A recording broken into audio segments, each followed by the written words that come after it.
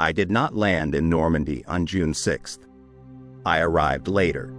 On the 17th of July, 1944, I came ashore at Omaha Beach on a Liberty ship out of Cardiff, Wales. By then, the beachhead was no longer a battlefield. It was a factory, a muddy, crowded machine that never stopped moving. Cranes creaked day and night. Bulldozers pushed wreckage into shallow pits. Wrecked landing craft lay half buried in sand like dead animals. The air smelled of diesel fuel, wet rope, and old smoke. I was 23 years old. Private First Class. United States Army Transportation Corps. My name is on the rosters of the 514th Quartermaster Truck Company, attached later to the Provisional Truck Group that would become part of what reporters started calling the Red Ball Express. At the time, it meant nothing to us. We were drivers. We had trained in Louisiana and Texas, hauling timber and ammunition over dirt roads. We learned how to change tires in the dark, how to drive blackout, how to sleep in the cab with artillery rumbling in the distance. But nothing prepared us for Normandy. By mid-July, Operation Overlord had stalled in the hedgerows. Infantry units were bleeding for every field. Tanks were burning in sunken lanes. The front was only a few dozen miles inland. And yet, already, the supply problem was growing. Every division needed fuel. Every battalion needed food. Every artillery battery needed shells. And everything still came through beaches and temporary ports. We unloaded crates marked Cal .30 ball, rations C, gasoline, flammable, thousands of them. We stacked them in open fields, on roadsides, in orchards, wherever there was space. Rain soaked everything. Boxes fell apart. Fuel drums leaked.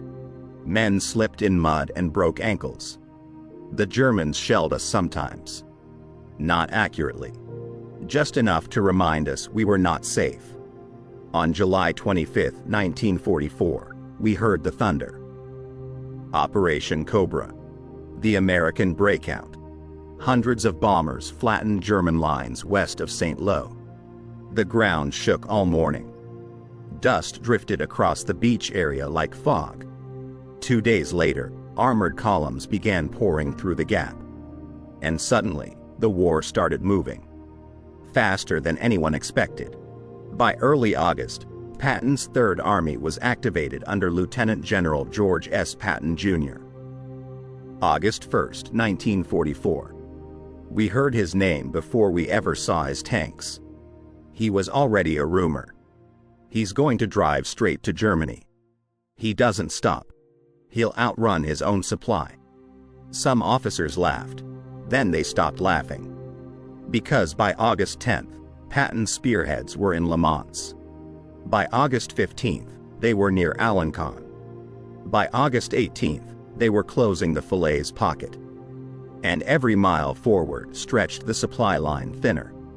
We were still unloading at beaches near Vierville and Colville. The railroads were wrecked. Bridges were blown. Ports like Cherbourg were damaged. So everything went by truck. Everything. One evening in mid-August, our company commander gathered us near a hedgerow outside Iceni. It was raining. We stood in mud, helmets tilted forward, listening. He said, "Men, starting tomorrow, this unit is going to operate under special orders. Continuous movement. 24 hours. No rest stops except refuel and repairs." He did not use the term yet. But that night, officers in headquarters were already painting red circles on road maps.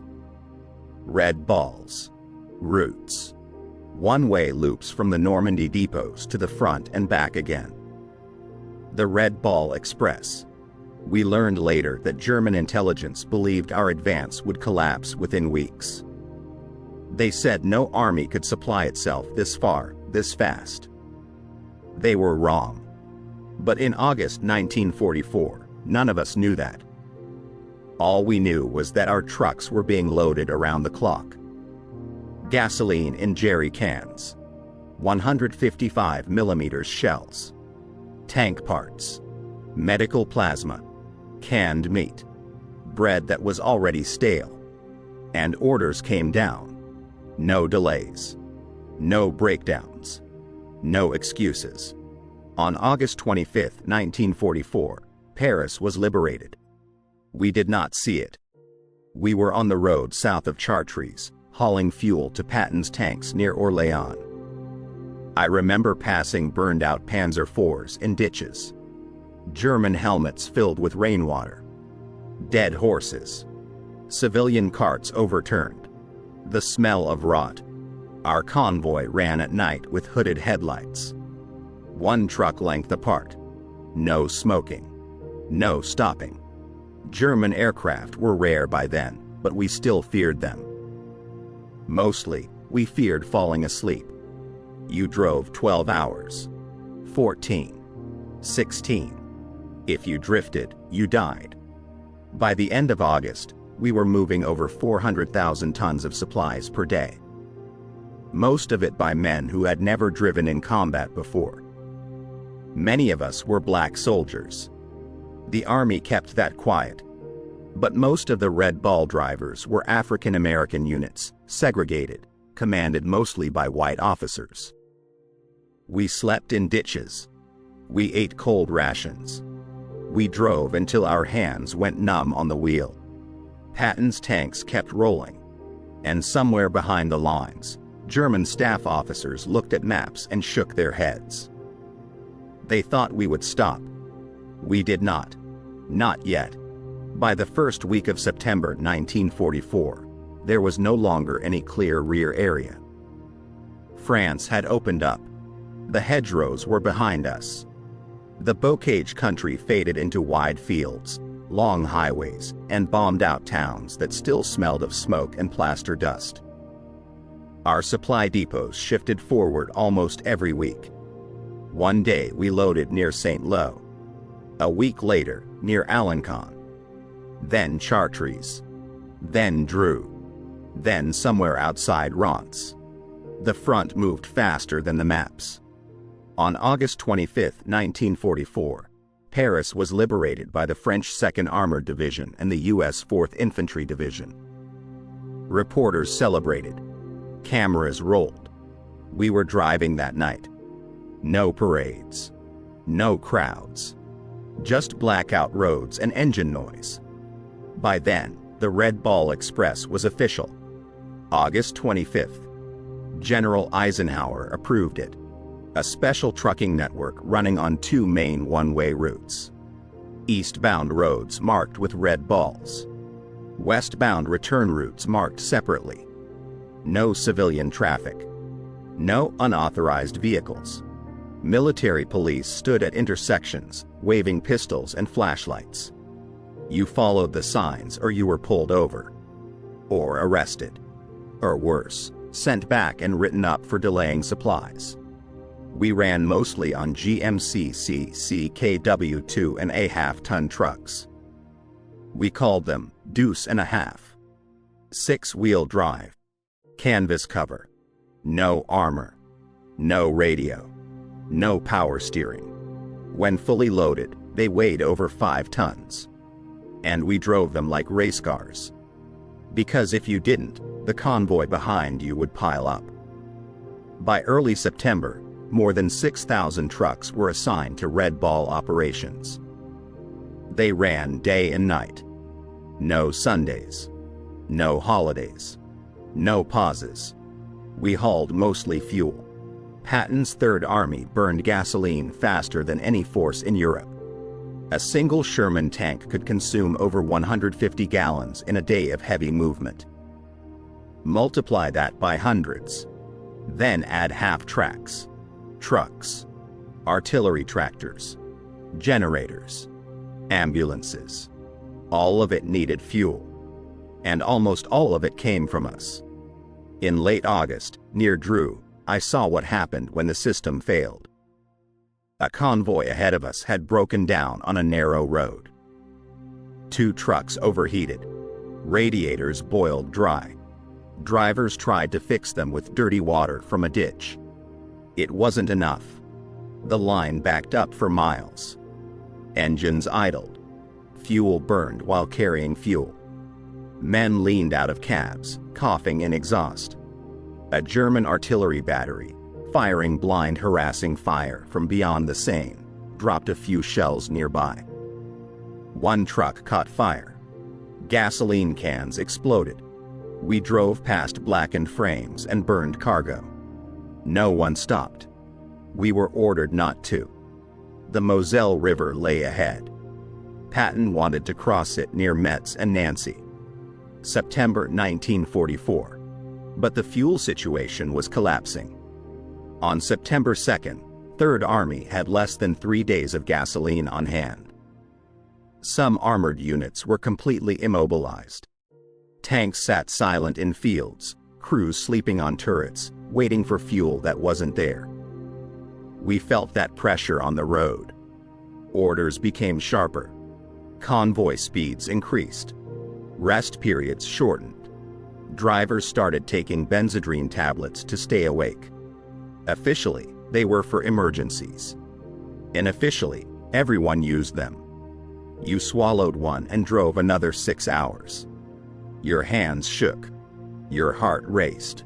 You stayed awake. Sometimes too awake. Accidents multiplied. Near Chalon-sur-Marne, I watched a truck drift off the road at dawn. The driver had fallen asleep. It hit a tree. The cab collapsed. We pulled him out. He was still breathing. Barely. His legs were crushed. An ambulance took him. We never learned his name.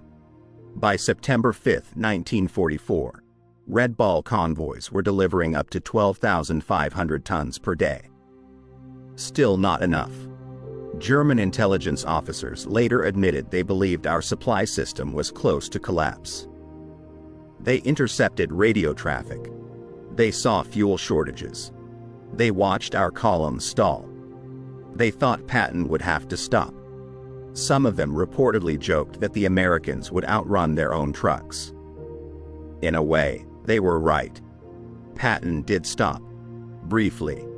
Early September. Near Verdun and Metz. Not because of German resistance. Because of gasoline. We felt it. Loads were lighter. Trips were shorter. Some convoys were canceled. Rumors spread. They're cutting us back. Third Army is stuck. Montgomery is getting all the fuel. We didn't know then that Eisenhower had diverted supplies north for Operation Market Garden. We only knew that men at the front were waiting. And we were trying to reach them. In mid-September, our route stretched over 400 miles round trip. One run could take 2 days. You slept under the truck. In fields. In bombed barns. Sometimes in the cab with the engine running for warmth. Rain returned. Mud returned. France began to feel like Normandy again. And still we drove. Because if we didn't, Patton's army would starve. And if they starved, the Germans would recover. And everyone knew it. Even us. By September 15, 1944, many Red Ball drivers had been on continuous duty for over 60 days. No rotation. No leave. No replacements. Just exhaustion. And engines that were wearing out. And nerves that were wearing thinner. We were holding the front together with worn tires and tired men. And it could not last forever. By the middle of September 1944, the summer was gone. The air over eastern France turned sharp at night. Fog settled in river valleys. Wind cut through wet uniforms. Canvas truck covers sagged with rainwater. We were approaching Lorraine. The Moselle River line. Metz. Nancy. Thionville. Names that meant nothing to me before the war. Now they were printed on fuel manifests and route boards. Patton's Third Army reached the Moselle in early September. On September 5th, elements of the 5th Infantry Division crossed near Dernot. On September 8th, the 80th Infantry Division fought near Nancy. The 4th Armored Division pushed toward Ericourt. They needed fuel every hour, and we could barely give it to them. By September 10th, 3rd Army was receiving less than half its required gasoline. Some days, barely a third. We hauled jerry cans stacked so high they swayed on curves. Fuel trucks leaked constantly. Gasoline ran down tailgates. We smelled it in our clothes, in our hair, in our sleep. Every cigarette was a risk. Every spark could kill 10 men at once. Near Verdun, on September 12th, I saw a supply dump burning. A truck had backfired. That was all. One cough from the exhaust. Then a flash. Then hundreds of cans detonating. Flames climbed higher than church towers. We watched from a ditch. No one could get close. The fire burned for 2 days. The Germans shelled the area while it burned. Not to stop it, just to remind us they were still there. By then, German resistance was stiffening. After the collapse in Normandy, they had regrouped along rivers and fortified towns. Metz was defended by old French forts, modernized by the Wehrmacht. Concrete, steel, underground galleries. Patton's tanks could not simply drive through. So the infantry and artillery moved in, and they consumed ammunition. Thousands of rounds per day, which meant more convoys, which meant more breakdowns. By mid-September, our trucks were dying. Engines overheated. Transmissions failed. Axles cracked under constant overload. Spare parts were scarce. Mechanics worked in open fields with flashlights and raincoats. They cannibalized wrecks. They welded frames with borrowed equipment. They kept us moving by force of will. Sometimes a truck ran only in second gear. Sometimes without brakes. Sometimes without headlights. We drove anyway, because the orders did not change. In late September, the Army tried to help with air supply. C-47 Skytrains flew gasoline in drums and ammunition pallets to forward strips. But it was never enough. A transport plane could carry what one truck convoy delivered in an hour. Planes were vulnerable. Weather grounded them. Trucks kept rolling. On September 18th, near Toul, our convoy passed a field hospital. Rows of tents. Red crosses painted on canvas. Ambulances lined up. Stretchers on the ground. Men groaning. Some silent. We slowed. A medic waved us through. "Fuel first," he said. He did not sound angry. Just tired. That night, German artillery found the road. Random fire. Harassment. Shells landing in fields and woods. One burst hit a truck 2 vehicles ahead of me. The blast flipped it sideways. Gas cans burst. Fire rolled across the road. We stopped. Jumped out. Pulled the driver. He was alive. Burned. Screaming. Someone poured water from a canteen on his hands. It did nothing. An MP forced us back into our trucks. "Move," he said. The fire spread behind us. We drove through smoke. By the end of September, Red Ball operations were slowing. Not by order, by reality. Too many trucks were broken. Too many drivers were sick. Dysentery, pneumonia, exhaustion. Some men collapsed at the wheel. Some were pulled out shaking and sent to hospitals. Others kept going. Patton's army stalled before Metz. The Germans counterattacked at Ericourt between September 19th and 29. Panzer brigades tried to cut his spearheads. They failed. Mostly because American tanks still had fuel. Barely. Our fuel. We knew none of the details then. We only knew that every delay meant someone at the front might die. And every mistake meant we might die first. By early October 1944, rain turned roads into rivers. Convoys slowed. Mud clogged brakes. Engines drowned in puddles. We slept wet. We ate wet. We drove wet. The Red Ball Express officially began to wind down in mid-October. Rail lines were reopening. Ports like Antwerp were being prepared. The emergency phase was ending. But for us, nothing felt over. We had given everything. And we were empty. Just like our tanks. Just like our bodies. And the war was not finished. Not even close. October 1944 came quietly. No breakthrough. No dramatic victory. Just rain, fog, and exhaustion. The Red Ball Express did not end in a ceremony. There was no announcement, no speech. The routes were simply used less. Convoys became smaller. Checkpoints were dismantled. Military police were reassigned. Rail lines reopened behind us. Engineers repaired bridges over the Seine, the Marne, the Meuse. The port of Antwerp had been captured intact on September 4th, but the Scheldt estuary was still in German hands. Until November, ships could not reach it safely. So trucks still mattered. But not like before. By mid-October, the emergency was over. The crisis phase had passed. Patton had crossed the Moselle near Arneville on September 11th and later near Metz.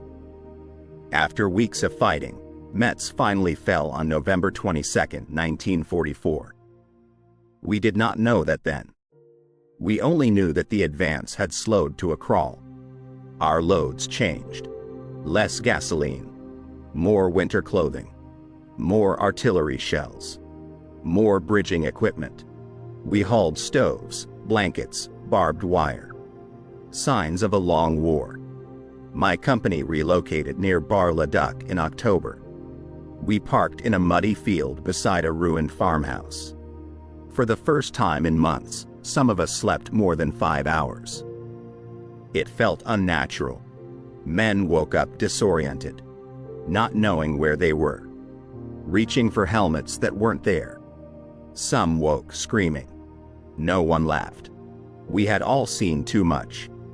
Our trucks looked like wrecks. Canvas torn. Windshields cracked. Doors missing. Paint burned and peeled. Engines coughing. They were held together by wire, scrap metal, and prayers. Mechanics finally had time to do proper repairs. They replaced axles, rebuilt carburetors, changed bearings. Many trucks were written off, buried in fields, stripped for parts, left like skeletons along roads. In late October, I was sent on a short run toward Metz. Not Red Ball anymore, just standard supply. The roads were quieter. You could hear birds again.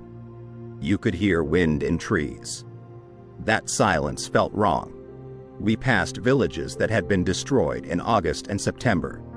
Now civilians were returning. Old men repairing roofs. Women drawing water from wells. Children watching us from doorways. They waved sometimes. We waved back. We had nothing else to give. Patton was furious during this period. Everyone knew it. He blamed Eisenhower for giving fuel to Montgomery.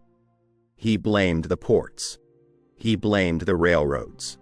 He blamed weather. He blamed Washington. But he never blamed us. In speeches to transportation units, he said the trucks were his lifeline. We heard recordings later. He called us the arteries of the Army. At the time, we only felt tired. By November, frost appeared in the mornings. Water froze in canteens.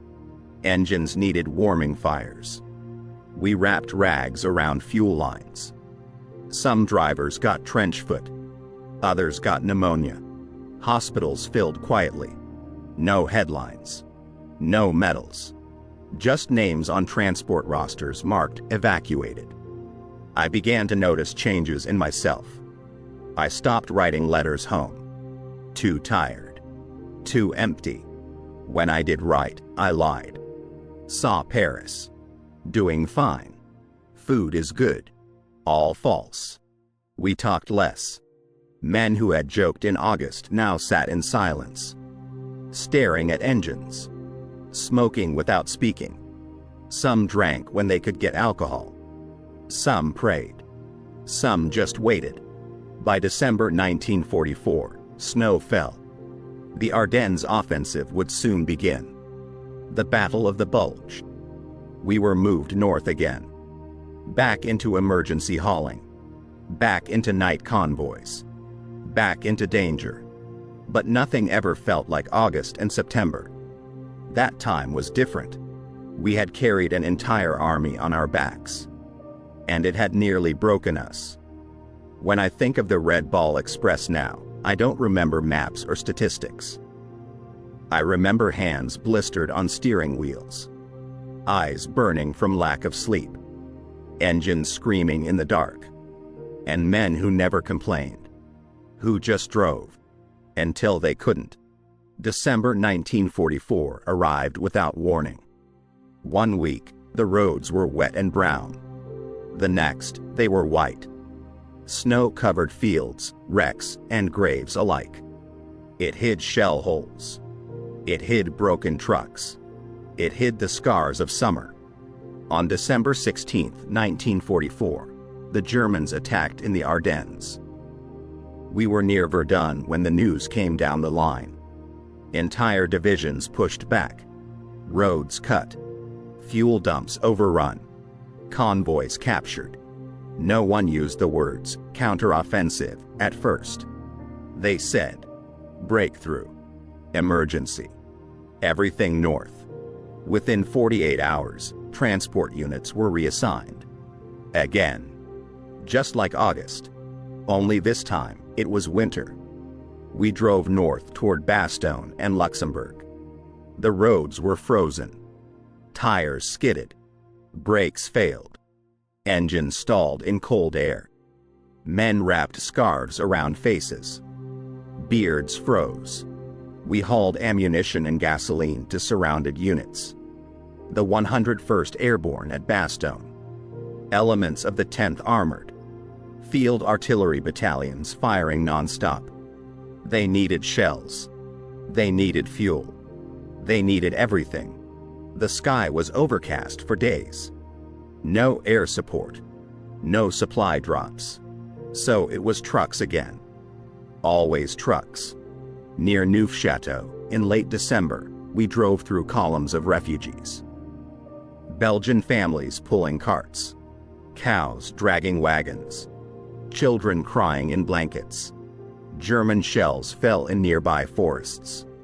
No one looked surprised. We passed burned American trucks along the road. Some ambushed. Some abandoned. Some frozen in place when fuel ran out. On December 26th, Patton's Third Army broke through to Bastogne. We did not cheer. We were asleep in our cabs. Too tired. January 1945 was colder. -20 degrees some nights. Diesel gelled. Radiators cracked. Men lost fingers to frostbite. We kept driving. Through Luxembourg. Into Germany. Across the Rhine after March. Past ruined cities. Koblenz. Frankfurt. Kassel. The enemy retreated. But the work did not. In April 1945, we hauled food to concentration camps. Buchenwald. Dachau. Places with smells that never left you. We unloaded canned meat and bread for people who looked like skeletons. Some could not eat. Some cried. Some stared. We did not talk about it. On May 7, 1945, Germany surrendered. We were near Regensburg. Someone fired a flare. Someone played a harmonica. That was it. No parade. No speeches. Just quiet. and relief. Then paperwork, inventories, vehicle inspections, return schedules. The army became slow again. Methodical. Like before the war. I was discharged in November 1945. Fort Dix, New Jersey. Given a paper, a handshake, a train ticket. I went home. People asked me, "Did you fight?" I said, "I drove." They nodded. They did not understand. Sometimes I wish they had. Years later, historians wrote about the Red Ball Express. They counted tons. They counted miles. They counted trucks. They said it was a miracle. A logistical triumph. They said German generals could not believe it. They said it made Patton's Blitz possible. All of that is true. But it is not what I remember. I remember August nights with no moon. September roads burning. October rain on broken engines. December snow on dead trucks. I remember men sleeping at the wheel. Men crying quietly in ditches. Men driving on anyway. Because someone at the front was waiting. And if we stopped, they would die. We were not heroes. We were tired. We were scared. We were necessary. When the engines finally stopped, many of us did not know what to do with the silence. Some still don't. Even now, when I hear a diesel engine at night, I feel my hands tighten on an invisible wheel. And for a moment, I am back on that road. Driving east. Always east. With fuel in the back. And no idea if I will come back.